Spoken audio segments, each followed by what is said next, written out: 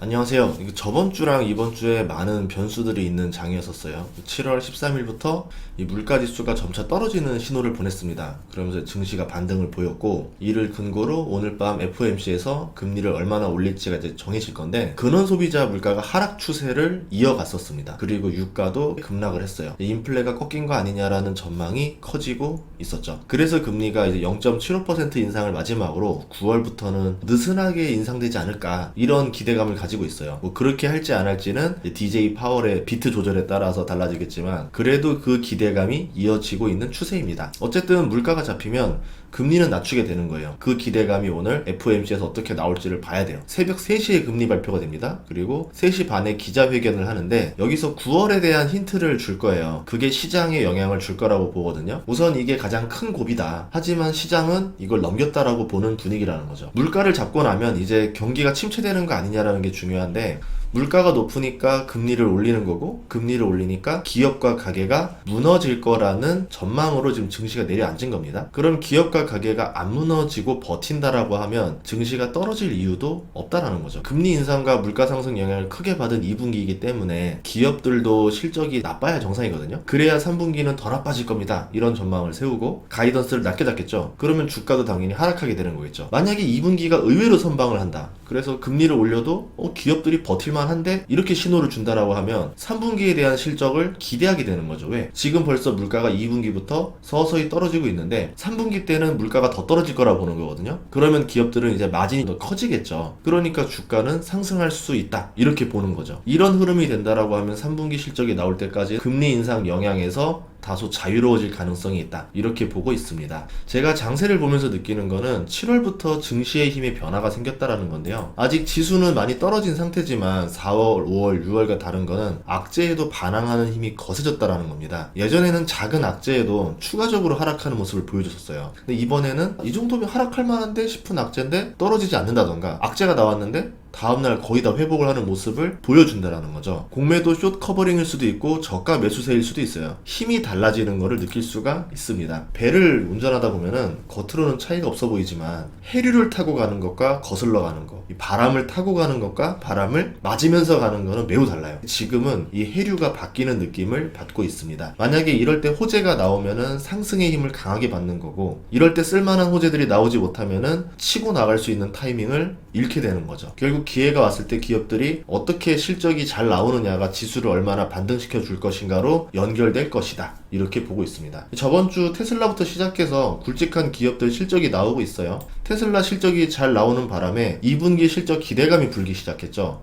이 바톤을 이제 빅테크들이 얼마나 잘 받아주느냐를 보고 있습니다. 지금은 이 뉴스 외에는 다른 큰 변수들은 없는 상태입니다. 주목할 기업으로 마이크로소프트, 구글, 애플, 아마존이 있는데, 마이크로소프트랑 구글의 실적이 나왔죠. 예상치보다는 낮게 나왔어요. 그래도 해석을 긍정적으로 하면서 시간의 상승을 이끌었습니다. 구글 같은 경우는 광고 수익이 잘 나왔어요. 그래서 시장의 우려를 벗었는데요. 경기가 나빠지게 되면 기업들은 광고에 투자를 줄이게 돼요. 그럼 광고 수익이 절대적인 구글이라던가 메타, 이런 기업들은 실적이 나쁠 것이다 라고 본 거죠. 그런데 의외로 광고 수익이 잘 나오니까 시장이 경제가 생각보다 괜찮은 건가? 이러면서 지수를 끌어올렸다라는 거예요.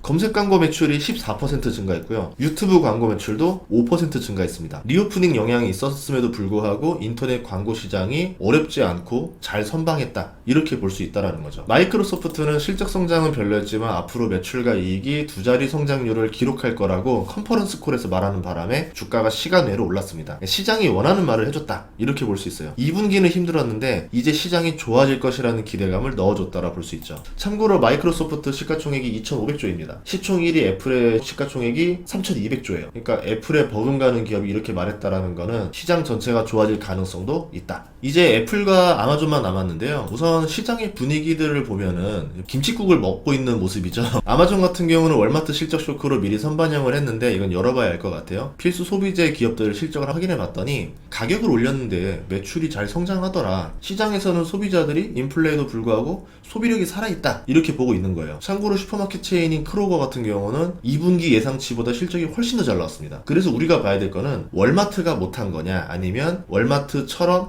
대부분의 유통업들이 어려웠던 거냐? 이렇게 봐야 되겠죠. 아마존이 방향성을 알려주지 않을까. 애플의 실적치 같은 경우는 보다시피 뭐 주당 1.16달러로 작년 3분기보다 낮게 잡고 있어요. 상하이 봉쇄라던가 이런 영향들을 고려해서 실적 예상치를 낮게 잡아놨거든요. 테슬라랑 비교해 볼 수 있는데 테슬라 같은 경우도 그래서 예상치를 낮게 잡았더니 어닝이 나왔죠. 그래서 애플도 혹시 그렇게 되는 거 아닌가 이런 기대감이 있다 볼 수 있고요. 3분기 실적도 낮게 잡았습니다. 그동안 실적 예상치보다 어닝을 자주 기록했던 기업이기 때문에 이번에도 인플레 영향을 덜 받았다라고 하면은 어닝도 기대해 볼 수 있지 않을까 이렇게 해석해 볼 수 있습니다. 아마존 같은 경우는 생각보다 빡셀 수 있다라고 봐요. 애플보다 인플레 영향이 더 큰 기업이고 그동안 어닝 미스도 몇 번 났었고 매출이 예상치보다 낮게 연속으로 나왔기 때문에 기대감이 크지는 않아요. 아마존 때문에 증시가 무너지지 않기를 바라는 수준인 거죠. 뭐 아마존이 막 어닝 서프라이즈를 기록할 것이다 이렇게 예상하는 투자자는 많지 않을 것 같아요. 마이크로소프트랑 구글이 나름 선방해준 상태에서 애플이 아마존보다 방향성을 정하는데 더 큰 영향을 줄 것이다 이렇게 생각을 하는데요. 실적은 이 정도만 살펴보면 될 것 같고 이제 FOMC에서 파월이 변수만 만들어내지 않으면 된다라 생각을 해요. 예를 들어서 금리를 1% 올린다던가 아니면 9월에도 예상보다 금리를 강하게 올려서 내가 물가를 확실하게 때려잡겠다 뭐 이런 발언만 하지 않으면 흐름을 바꾸진 않을 것이다. 지금은 흐름의 방향이 확실하게 정해진 건 아니에요. 변동이 좀 심한 상태죠. 그래서 투자하기에는 좋은 타이밍은 아니라는 걸 먼저 말씀드리고 싶고요. 욕심을 좀 더 버리고 적게 먹더라도 방향이 확실하게 정해지고 나면은 그때 들어가겠다 이렇게 투자하시는 것도 저는 좋다라고 생각을 합니다. 네, 이렇게 정리해봤는데요. 오늘 새벽 3시 그리고 3시 반에 FOMC 금리 결정과 기자회견이 또 많은 영향을 줄 거예요. 그리고 내일 아침에 애플과 아마존 실적 발표가 나올 것 같은데 이 두 가지만 잘 보고 나면은 당분간 큰 영향을 주는 이슈는 안 나오지 않을까 이렇게 생각해 보고 있습니다. 다음 시간에도 좋은 정보로 찾아뵙겠습니다. 구독과 좋아요, 알림 설정 부탁드릴게요. 고맙습니다.